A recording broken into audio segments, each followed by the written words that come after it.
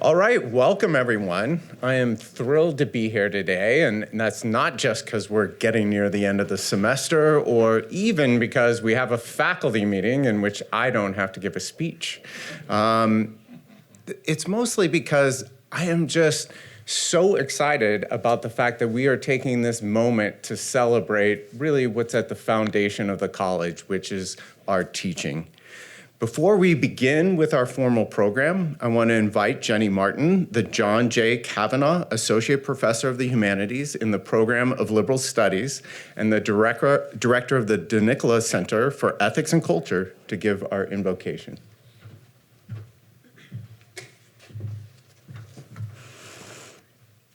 In the name of the Father, and the Son, and the Holy Spirit. Almighty and merciful God, we thank you always for what you have done, and we proclaim the goodness of your name. We acknowledge that all good giving and every perfect gift is from above, coming down from the Father of lights, with whom there is no alternation or shadow of turning. Alongside St. John Henry Newman, newly elevated Doctor of the Church and newly announced co-patron of education, we celebrate the beautiful gifts of liberal education, the cultivation of the intellect, and the development of a philosophical habit of mind, an acquired illumination, a habit, a personal possession, and an inward endowment.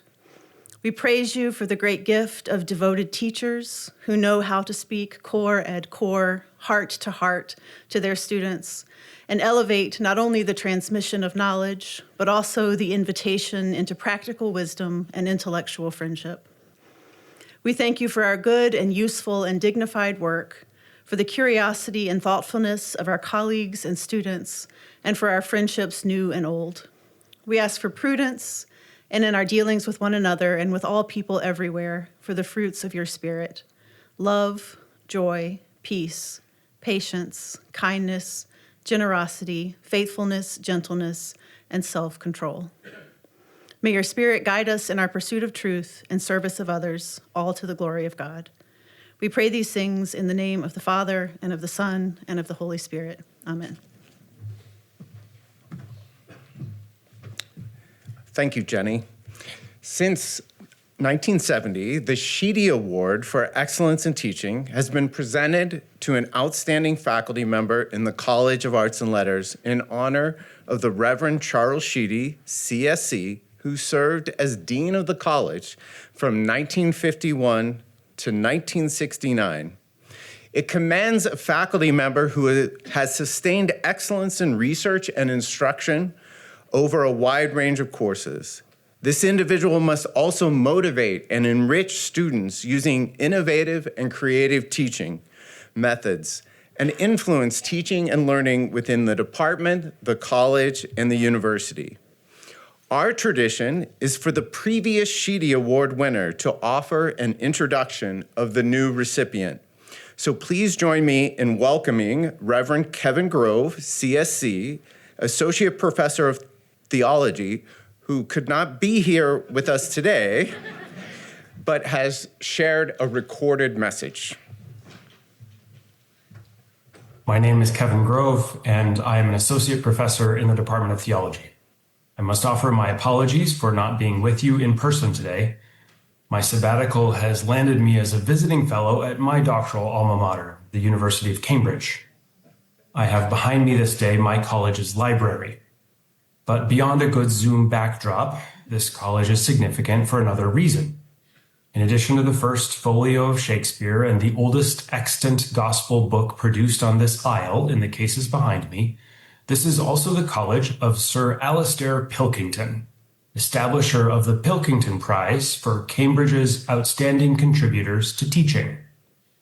At this 800-plus-year-old university, that prize was established in 1994. At our Notre Dame College of Arts and Letters, in honor of Father Charlie Sheedy, C.S.C., we've cultivated the tradition of honoring superb teaching since 1970. It's nice to know that once in a while, the longer established traditions for excellence are our own. Mark Roche, the Reverend Edmund P. Joyce, C.S.C. Professor of German Language and Literature and concurrent Professor of Philosophy, is this year's recipient of the Father Charles Sheedy Award. Mark has a record of scholarship and leadership that will be well known to many of you already. I'll treat those things briefly in order to speak of his teaching. His arrival at Notre Dame from Ohio State in 1996 was marked immediately by serving as department chair. He was named the I.A. O'Shaughnessy Dean of the College of Arts and Letters the next year and served in that post from 1997 until 2008. Mark, throughout this time, continued to be a highly productive scholar. He's the author of 12 books and scores of articles. These also include book-length defenses of the liberal arts, literature, and the idea of a Catholic university. And generous seems an inadequate word for the advising, reviews, editing, and committee work that Mark has taken up over the years.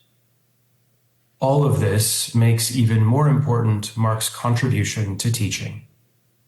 Of unique course preps, he has taught and developed 13 graduate courses, 17 undergraduate courses for the Department of German, Slavic, and Eurasian Studies, and 8 undergraduate courses beyond the department for the college.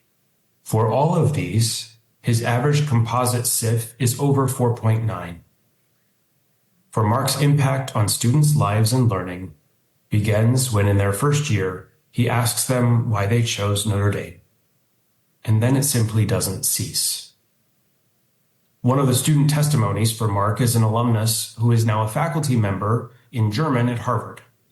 He credits Professor Roche with being the first teacher who encouraged him to consider a career in higher education, and then who kept up with him at all of the stages along the way.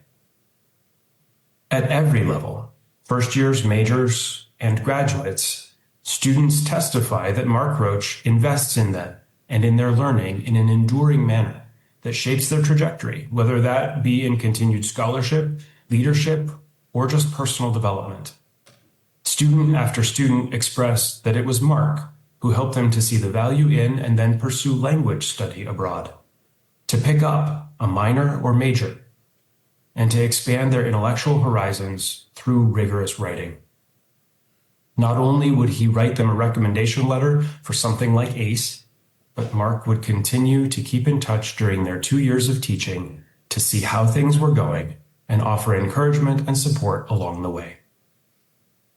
In the classroom and in office hours, Mark Roche is known by his students for offering feedback at the granular level.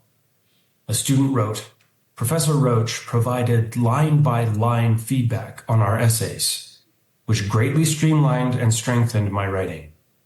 His practice of allowing us to resubmit our papers with revisions encouraged me to look more carefully at my mistakes and how to correct them, and it also relieved some of the stress surrounding essay writing."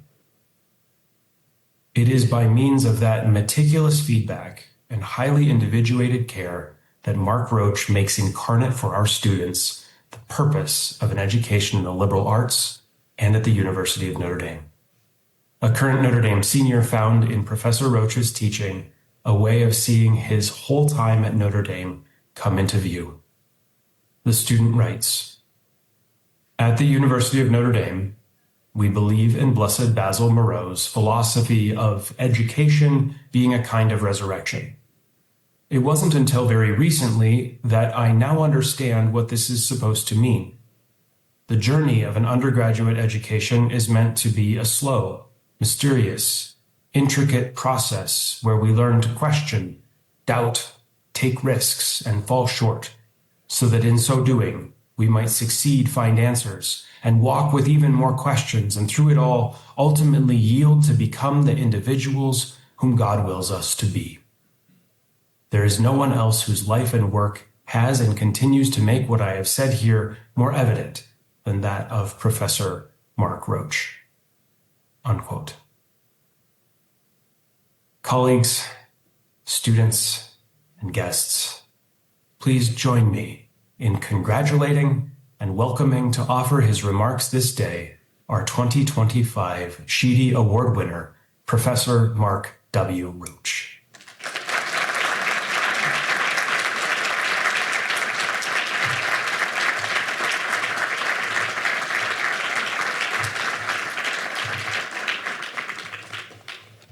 That was unexpected but beautiful. So if you watch this sometime, thank you, Kevin. I will also write you a note, and thank you, Ken, as well. Thank you, Jenny, and thank you all for being here today.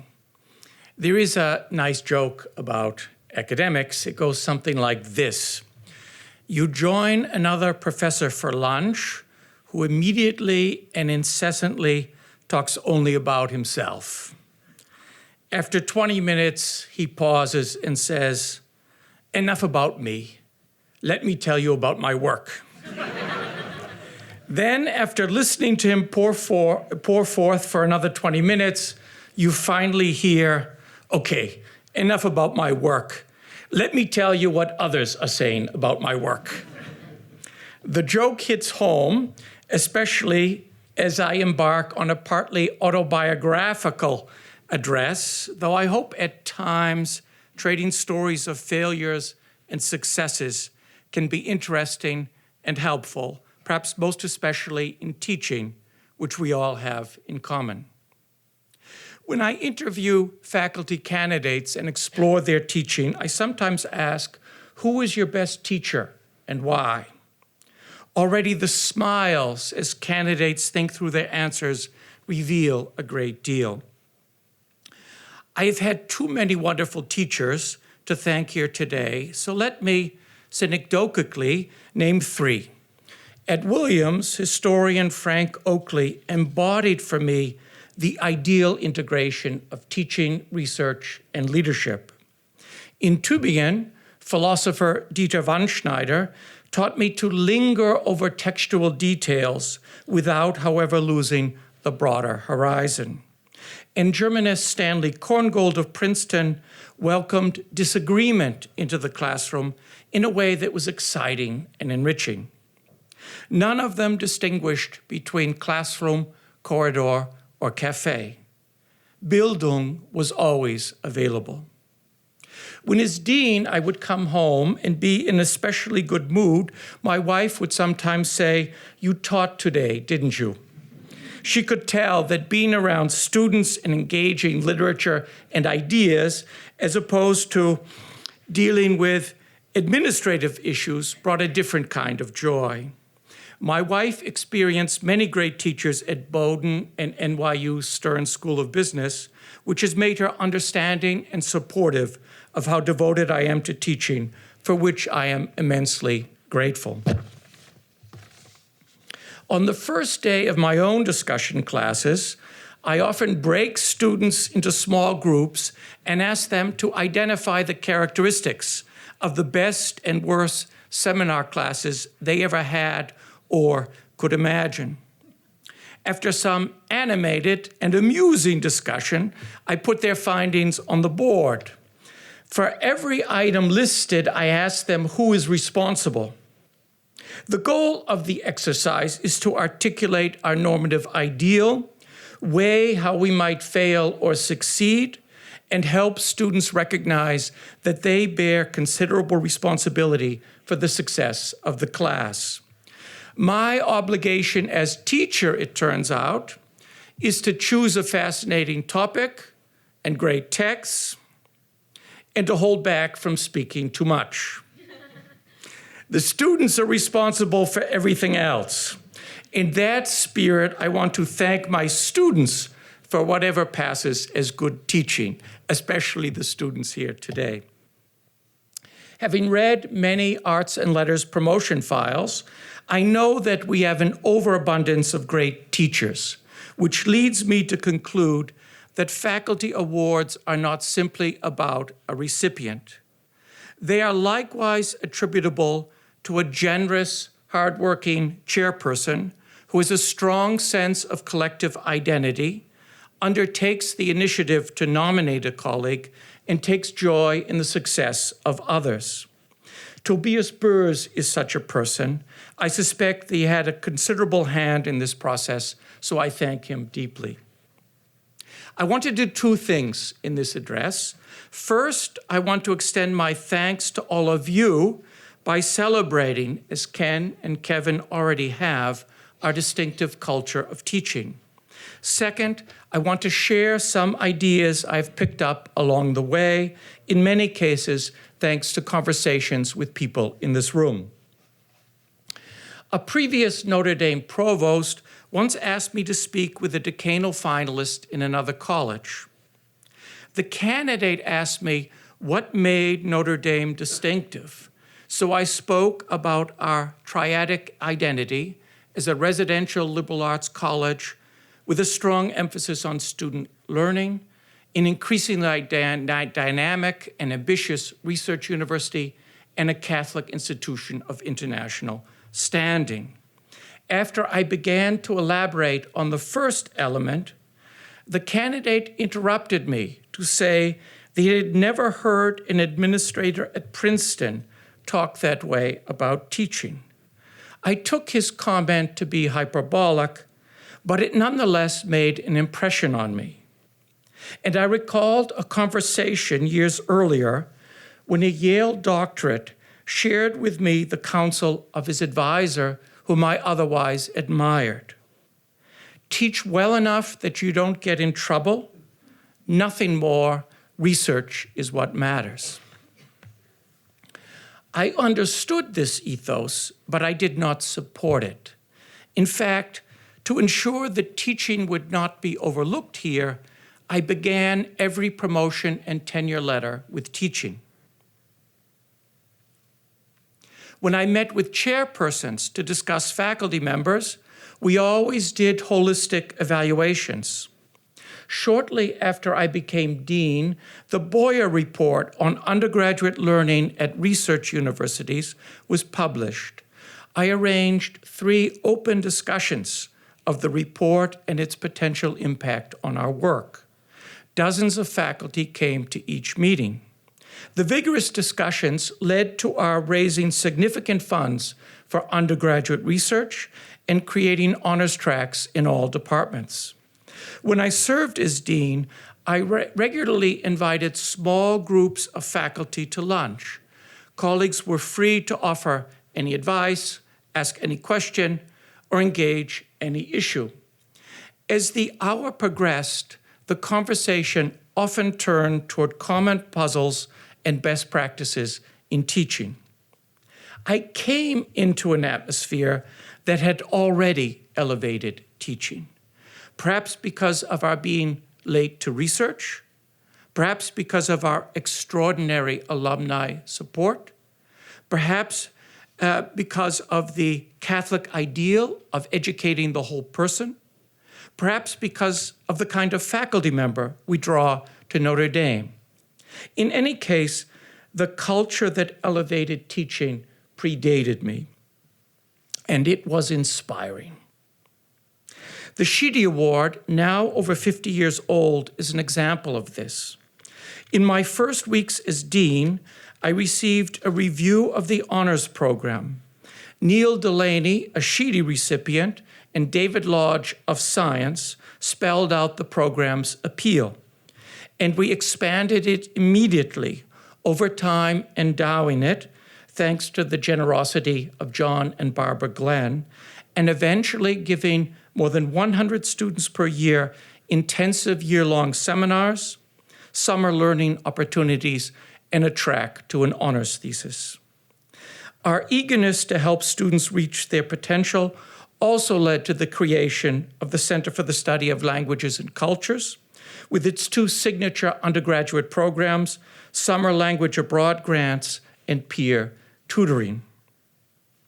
We created the college seminar to help students develop their capacities in the back and forth of intensive seminar discussions and high-stakes interviews, where intellectual agility and articulate precision are prized and where we had recognized a gap.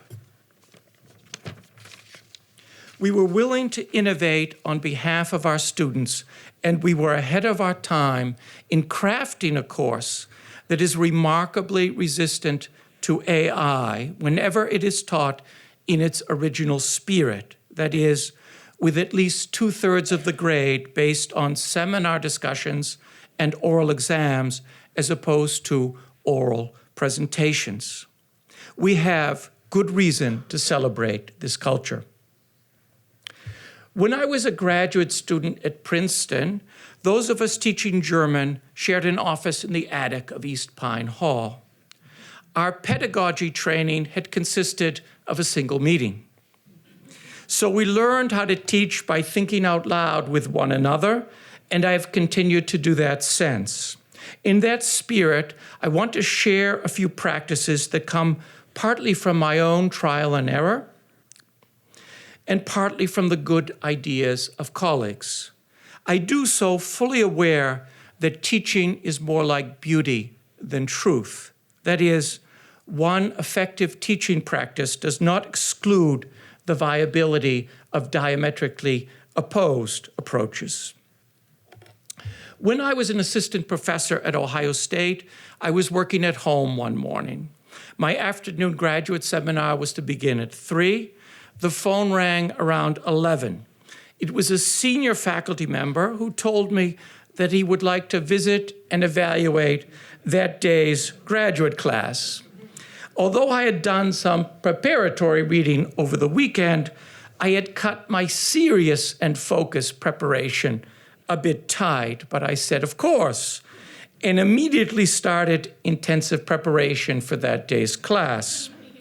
5 minutes later, the phone rang again. It was my wife. We were trying to sell our house to buy a farm in the country where we could keep our 2 horses. She told me that a prospective buyer would be visiting the house that day at 5:30. She would leave work early to meet the realtor and potential buyer, but I would need to spend a few hours cleaning the house. I spent the next hours not preparing for class, but cleaning. And I came to class as unprepared as I had ever been in my life. It was one of the best classes I ever taught.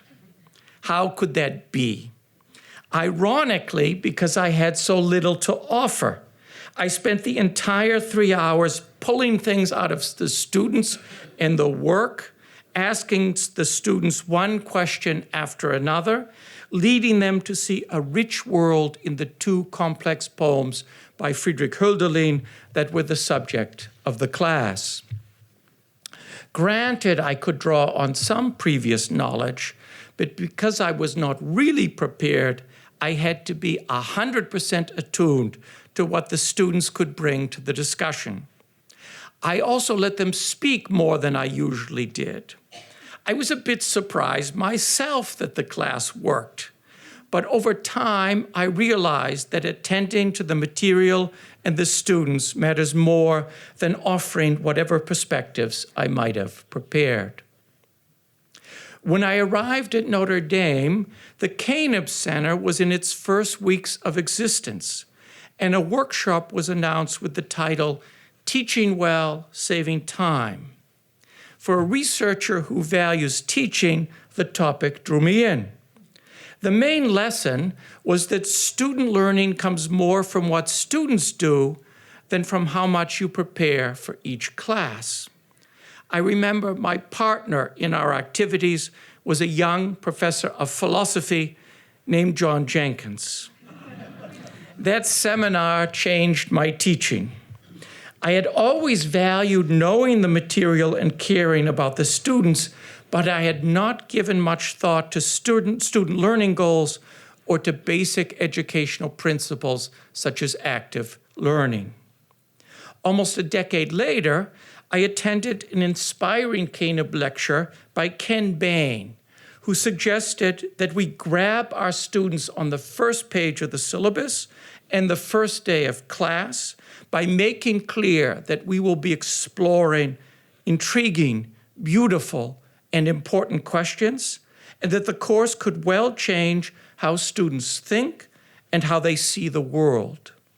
When I teach a CSEM on faith, doubt, and reason, the pitch is not difficult. But with all my classes, I try to foreground intellectual excitement, curiosity, and wonder. I talk first about the promise of the course. The requirements come later. I orchestrate my courses according to a dozen or so principles that I put front and center on the syllabus, with a brief rationale and their implications for the course design. For example, one principle involves high expectations and feedback. Students learn the most when we have high academic expectations of them and when they receive helpful feedback that supports them in their quest to meet those high expectations. An easy A does not help students in the long run, and unless the standards are set high, students might not stretch as far as they could otherwise.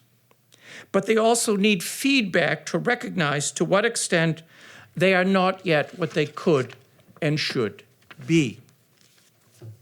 Another principle is effortful learning. Easier learning is superficial and quickly forgotten. Effortful learning, in contrast, leads to deeper and more durable learning, as well as greater mastery and better applications. Trying to solve a problem before being offered a solution leads to better learning. Making mistakes and correcting them is not wasted effort, but important work. Difficulties are desirable. The harder the effort, the greater the benefit. For this reason, I make students work hard in thinking through puzzles instead of simply giving them the answers I have developed. When, after the first year of the CSAM, we had a collegial discussion about the course, I noticed that while for most of my colleagues student time was quite low, in my case it was in the 99th percentile. To speak well, I thought, students must first think and write well, so I required 1 to 2 pages of writing for every session. I have since backed off slightly, but in advance of each class, I still give students a dozen or so study questions that guide them to central passages or puzzles and push them to think deeply. The students then post their own thoughts to a discussion board where they can also read their classmates' posts. At the start of almost every class, whether it is a small German class of 8 or a philosophy and film class of more than 30, I have students break into small groups to discuss targeted questions. I visit the groups, push the students, ask questions, hear where they are, and only then do we begin a general discussion. The small discussion groups get everyone speaking, the students learn from one another, and even if they do not share what they discussed, the discussions have a certain intrinsic value. To make the collective discussion work, I need to hold back at times, but be 100% attentive. I used to lecture to 50 students at Ohio State in a course I taught again and again. And at times, I could almost go on autopilot. That is not possible in an intense student-centered discussion class, nor can any student step away from their concentrated focus on the discussion.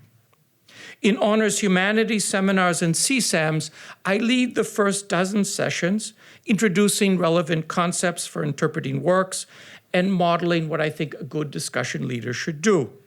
Then I have each student co-lead 2 discussions, always with a different partner. They learn immeasurably through this peer activity. In terms of creativity, they exceed my capacities.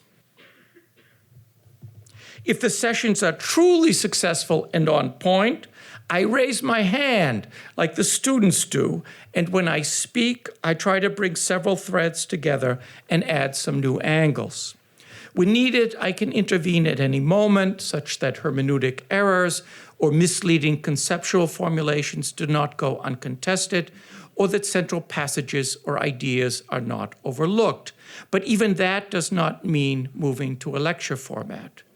I sometimes start the next class before turning it over to the students by briefly returning to key passages or concepts that may not have been explored as deeply as would be ideal. The structure is good for active learning and peer learning, and students tend to appreciate it. Years ago, when we surveyed students and faculty about the core course, the predecessor to the C.S.M., we asked, was the majority of class time devoted to lecture or to discussion? The faculty members said it was mainly discussion, whereas the students said it was mainly lecture. Co-led student discussions are unmistakably mainly discussion. It took me many years to realize that I could mentor students more effectively by requiring them to visit me early in the semester. It cost me a few additional advising hours, but it pays dividends in connecting with students. I asked them a series of questions ranging from, why did you choose Notre Dame, to what do you want most out of college? For my German students, one of the most important questions is, what are you doing this summer? I want to get them abroad. The more I know about my students, the more I can motivate and mentor them, as well as ensure connections between our discussions and their interests so that their learning is more integrative. In the year-long Honors Humanities Seminar on the C.S.M., I give the students feedback 4 times a semester, both on their Canvas contributions and on their classroom contributions. These range from praise for specific comments and diverse kinds of contributions to suggested strategies for improvement and the recommendation that they overcome their use of filler words such as like, you know, or I come to every class with a list of first names in alphabetical order and jot down feedback, which I later dictate to my computer. Whenever students co-lead discussions, I can jot down much more. The C.S.M. opened my eyes to the value of oral exams, such that I now give them in most of my classes. I schedule the individual students for 30 minutes, but the exams last only 20 minutes. I then spend 10 minutes dictating and polishing feedback. In an oral exam, one really sees whether the student can work with the material. German students received individualized and detailed feedback, not only on ideas, but also on pronunciation, vocabulary, and grammar, as well as tips for further study. After hundreds of these, I have found it relatively easy to gather and process feedback and even to identify an appropriate grade. In the best exams, we are engaged in deep and enjoyable intellectual discussion. I tend to be hard on students. In articulating grading guidelines, I always begin with a B. And a good student might conclude, well, if I do really well in this class, I could get a B.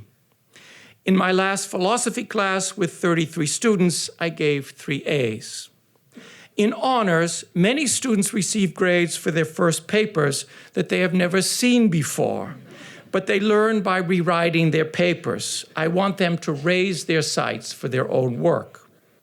In my German classes, I stumbled upon the idea of putting previous student sentences on the doc-cam and asking them to identify the grammar problems. To a degree that has surprised me, students love this exercise. I ask, should we do a few sentences? And always get a resounding yes. It is more fun than a dry grammar exercise, but serves the same purpose. I make them labor over the sentences if no one knows the answer, so that their learning is more effortful. Since then, I regularly put student sentences on the doc-cam, also in honors. Students want to be tested on their ability to identify dangling modifiers, strings of prepositional phrases, or lack of grammatical parallelism, to address the puzzle of commas in relation to restrictive versus non-restrictive appositives and clauses, and to rewrite awkward sentences. At midterm, I often gather feedback, asking students what they have learned thus far, what has helped them learn, and what changes they would recommend to enhance their learning. In one class, a student suggested another layer of feedback, peer feedback. As a result, my honors and C.S.M. students now receive anonymous peer feedback that amounts to more than a dozen sentences of praise and more than a dozen sentences of constructive criticism. Recurring comments can help guide students and in some cases Peers observe things I overlook. Another activity that is a great learning opportunity, but which costs me little time, is a video exercise. The students record themselves in groups of 2 or 3 engaged in conversation on the works, ideally in the form of practice oral exams. They then watch the video and submit a written analysis of their strengths and weaknesses, both ideas and performance. Before I give the assignment, I explain its benefits and ensure that they are all on board. Each semester, it turns out to be a meaningful investment of student time. Earlier in my teaching career, I always tried to pack as much as I could into every course. Over time, I replaced some material with what I call consolidation of learning sessions. I first did this in a philosophy and film class, where I added at the end of each of 3 thematic sections an extra class where we go deeper into the issues raised and revisit some film scenes, textual puzzles, and arguments. Even when consolidation of learning sessions don't conclude a sequence of classes, they can be useful as students assess what they have learned thus far, draw connections between works, and experiment with possible oral exam questions. The research shows that such strategies aid learning more than simply racing ahead with more material. And it is another way to teach well and save time in terms of preparation. Both student and teacher get a break. For years, I rescheduled my classes whenever I gave talks elsewhere. Now I have students meet without me. I call these peer learning days and give them an elaborate set of fun, but also ambitious intellectual exercises to do in groups of 2 or 3. For example, identify your 5 favorite Hitchcock films, articulate your criteria, and explain how these works stand out to you. Or you are heading home after the end of the semester and the person in the seat next to you begins chatting. You tell them that you just had a Hitchcock course. The person asks, "What makes Hitchcock so good or distinctive?" What do you answer? I give the students more questions than they can complete in 75 minutes, so as to ensure they stay on task the entire time and so that they can choose among questions. For the students, these become among their favorite experiences. When I taught masterpieces of German cinema, I included Fritz Lang's M and was unsure whether to include a second Lang film. In the end, I punted. I left 4 sessions open with a list of possible films and had the students choose. That worked well, and now I do it whenever it makes sense. In my Hitchcock course, students did serious research to weigh which films to include in the 6 sessions I left open. In my college seminar on faith, doubt, and reason, I've sometimes been taken aback by student preferences, but every time they have worked. Choices like this add to existential engagement, which aids learning. When I first started listing not course goals, what I would cover, but learning goals, what students should learn, I decided to include among the goals the development of certain intellectual virtues. After all, to listen carefully to the views of others and to weigh them fairly, even if they should contradict your initial inclinations, is to practice a form of justice. To encourage effectively the participation of others and successfully draw good ideas out of them is to exhibit intellectual hospitality. To challenge the views of interlocutors without making the attack personal, and thus without drawing their eyes away from the search for truth, is to practice diplomacy. My feedback to students sometimes encourages them to work on one or another virtue. All these practices stem from basic principles, conversations with colleagues, or my own stumbling upon an idea. I end with an AI-motivated example. This semester, for the first time in over 40 years of teaching, I devoted in-class time to writing exercises for which my German students could not draw on any external aids. Simply thinking through exam questions can be a form of learning, so I thought having students address some complex puzzles could be a useful exercise, even if it reduced class time. In the first such exercise, half the class did very well, and the other half was below a B. I then cooked up this idea. Those below a B had the opportunity to lift their grade by half a unit if they counted up the different kinds of mistakes they made: gender, case, verb form, endings, word order, etc. And then prepared a cascading chart from high to low of the number of times they made each type of mistake. It was a mundane idea, but a great learning opportunity, which is the phrase I use more often than any other in my teaching. And it also involved teaching well, saving time, as the students did the work. Thank you.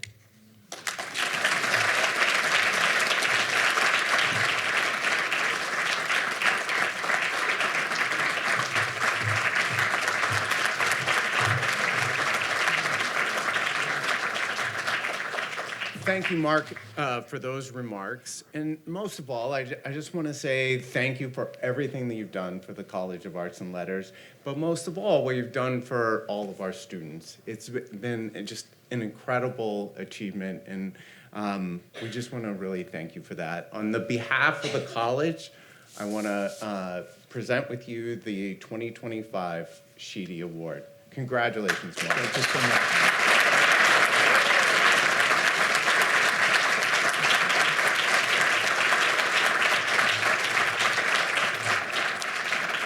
I want to thank everyone for being here, especially all the students. What a fantastic turnout on the part of the students. Thank you for being here. I want to thank all the faculty for being here as well. I want to wish you and all of your families a really wonderful holiday season. I wish you Merry Christmas, and I ask you to join me at the reception this afternoon. Thank you very much.